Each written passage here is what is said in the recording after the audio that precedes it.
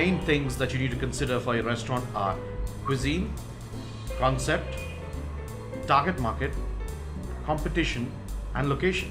Restaurants don't come in just one shape, one size. They can be various different kinds based on your budget, the location that you're setting up in, what concept you have in mind. And you have to realize that things like expensive, value, all these are relative. They are not a standard absolute measure. It can be manipulated, it can be changed, and I'll tell you some of the ways that you can change them. The first is the startup cost. This is before you even open the restaurant. This is the cost involved in setting up a restaurant, right from the concept to signboards to interiors to getting crockery and cutlery, getting menu cards printed, all those things. But see this entire range of dishes in the middle? Those are the ones that suffer. I'm going to take you through each head and explain exactly how much it is, how much you should have, and what works for each kind of restaurant. On this slide, we have three things: a fresh lime soda, a glass of Coke, and a glass of iced tea. Now, I want you to think for a few seconds and tell me which one of these costs the most to make.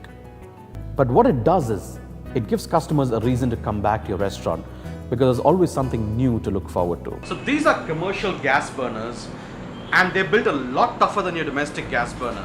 As you can see, it's made of stainless steel, cast iron tops, and can do temperatures much higher than your domestic burner. Look at the flame on this one. Though they're not technically half the size of a regular plate, they're used for serving starters and salads.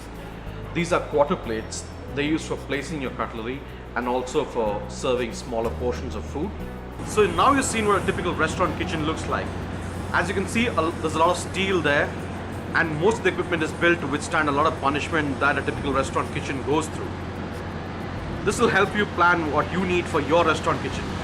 Of course, you might need more specialized equipment in some cases. Maybe you need a tandoor for kebabs, or maybe you need a wood-fired oven like this fellow over here for grilling pizzas. Whatever it is, this is a good starting point to help you make the right decision.